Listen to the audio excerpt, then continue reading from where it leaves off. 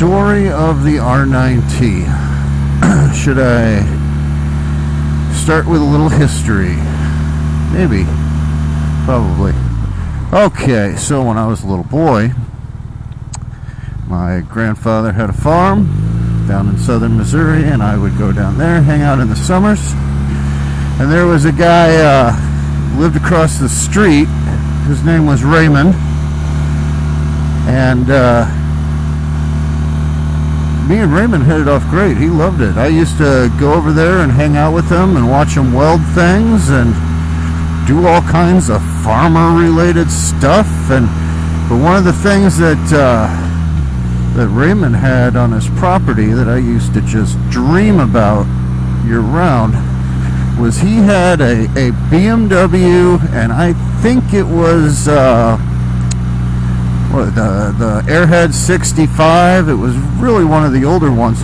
This thing was black, and it had the Bavarian pinstriping on it, which is the black tank and the white pinstriping going around it. Man, that looked good, and I loved it. I drooled over that for a while. I had a bunch of I shouldn't say a bunch. I had a few cheap Honda motorcycles that, and when I mean cheap, I mean like one of them was like $175. I like it. I like Camaros. Yep. So yeah. So that was my first exposure to a BMW motorcycle. I used to sit on it. Okay, so the story behind the motorcycle, what was funny about it was, and Raymond's dead, his wife's dead, and my grandma's still around. I guess she could verify the story, but this is the story the way that I understand it. Raymond liked to drink. He liked to have the liquor, and he used to love to ride that motorcycle. So he would come home drunk, and he would just drop that thing on the front lawn in front of their farmhouse, which I always thought was an absolute riot. But his wife got his oldest son. Let me see. His wife got his oldest son to take that motorcycle over to one of the telephone poles on their property, and he chained it up to a telephone pole. And his wife told him, said, you give up drinking or you give up that motorcycle. And that motorcycle is probably chained up there today. That would be my guess. I don't know. I mean, if the family still owns that property, then yeah, that motorcycle's still there. But I used to jump on it and just jump up and down and have a great time on the thing, and it was by far the funnest thing that I could do when I was a kid. Let me see. So, what was I talking about? Raymond and his bike. It was chained up. I used to love sitting on it.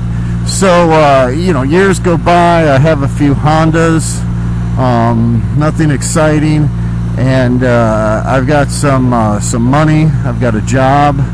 I haven't been riding motorcycles for a few years, and I put on my best white t-shirt and probably a pair of Birkenstocks, and I go to a couple dealerships. I'm ready to go buy a motorcycle, and this was 1999, 2000. And all these dealerships, they treat me like shit, right? They're like, oh, you're not even dressed like you're seriously interested in motorcycles. Like, I don't even have my endorsement right now, buddy. I just want to come and check them out and look at them and find out what the financing is and get some prices, see what I like to sit on. And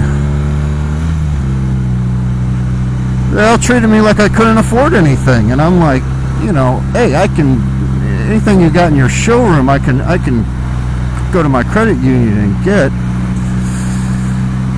So I'm actually like feeling kind of bad about myself, right? I'm like, oh, all these guys, this Honda dealership and this one known for Suzuki's, they're all none of them think I can afford anything. I wasn't heartbroken or anything, but then I remembered there was a BMW dealership down off of Forest Park. And what was interesting about this BMW dealership, well, that could be a whole nother story. But I went down there, walked in, and the place is busy. I remember it was busy. There was probably about 13 people there. There were a couple people looking at bikes. There were a couple people waiting on service. A couple people trying to buy some merchandise. It was pretty interesting. And the owner came walking over to me, and he asked if I was interested in looking at some motorcycles, and I said, hell yeah. And he treated me so nice that I bought the R1100 RL, which, of course I saw that bike, and guess what? It's black. It kind of has that look of the old Airheads, and comfortable as hell. I mean, just crazy comfortable. So I bought it. I love that bike. I had it for about 10 years, almost exactly 10 years. I had this Triumph, and I was thinking about getting another bike, but I loved the Triumph. It was a Triumph Speed 4. I absolutely loved it. So, but back to the R9T. So I had my Triumphs, and that was a 2003 Speed 4 on the phone. 2003 Speed 4. Loved that bike. I had Superbike bars on it so that I could sit up a little higher. Man, oh man, talk about it. That thing was a dream in city traffic. The clutch sucked ass, though. That was the only thing. So I was in the market for another bike, and I really loved the R1100 RL. And I was thinking that the latest R, the Roadster, it just didn't quite look like a Roadster to me. It just looked like a BMW, big angly BMW thing. So I was going to get an RT. Long story short there, I was going to get an R1200 RT. I was hoping to get like maybe a year older, but still new, and finance it and save, I don't know, what, 25 bucks.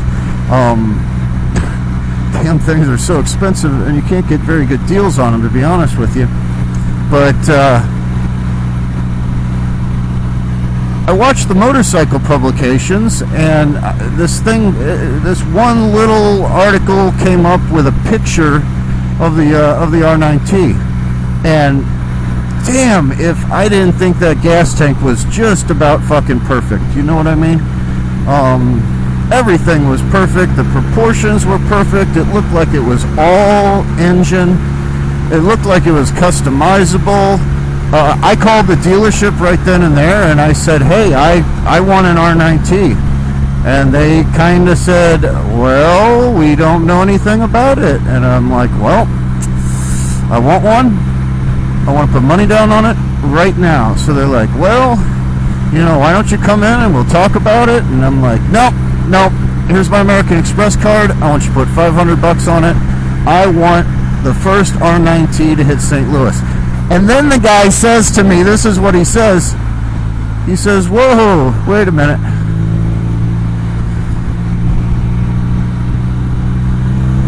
He says,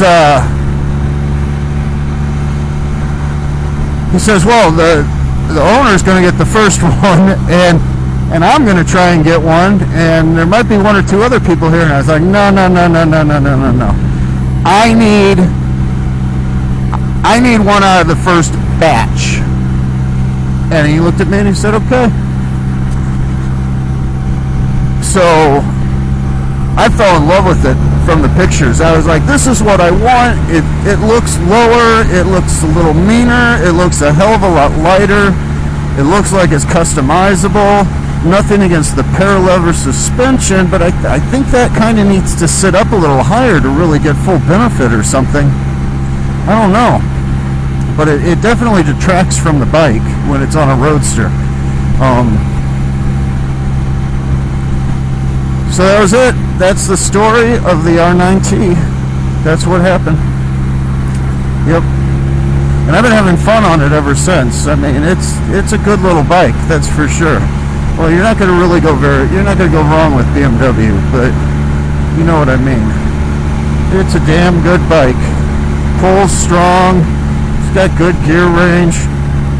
I've only been up to about 128, maybe 130. I don't know. It gets a little odd, to be honest with you, and it feels like it's just completely lost oomph at that speed in 6th gear.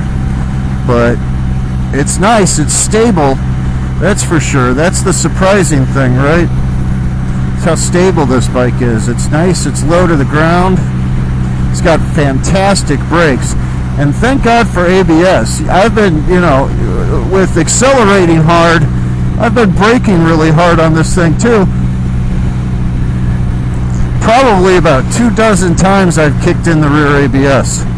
And this is the first bike I've ever had with ABS. Normally I'm one of those guys that I don't get the ABS, but there wasn't any option for it. I know, it's like archaic, right? But man, oh man, it's actually really, really nice. The whole setup is just really sweet. The seat is my only complaint. The seat is horrible. I gotta maybe it's because I have a bony ass. I have no idea. Maybe I don't have a good, strong German ass, but boy, oh boy, the seat just slaps me like crazy. So, like big bumps, oh my God, it just slaps me up out of the seat. Maybe the bike's not set up right. But on the other hand, man, you just stand up a little bit on the pegs and you can just about power through anything. I've hit huge potholes with this thing and just powered through and just felt the rear of the bike just scream up in the air. But yeah, it's been a really good bike.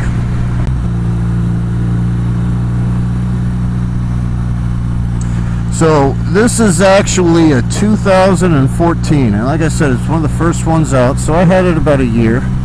I had it out last year. I didn't put too many miles on it. I was very disappointed about that.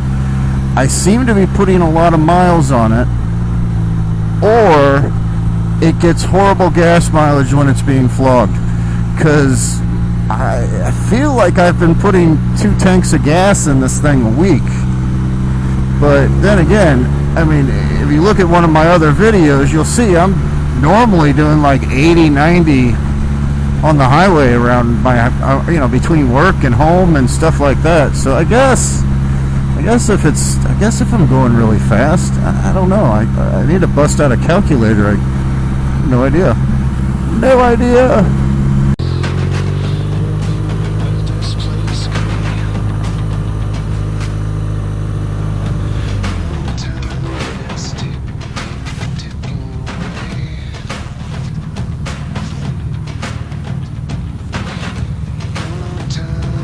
Gonna do a quick little walk around of the bike. Let me see here. Got the Wondrick tail on. That looks awfully good. Looks good from the side too. It's got a nice profile. I could have put I probably should have put the signals up a little higher. Turn the brackets upside down, but I think I got them upside down. But I liked them just a little bit lower. Oh, let me see. One of the things that I really like everything about this bike.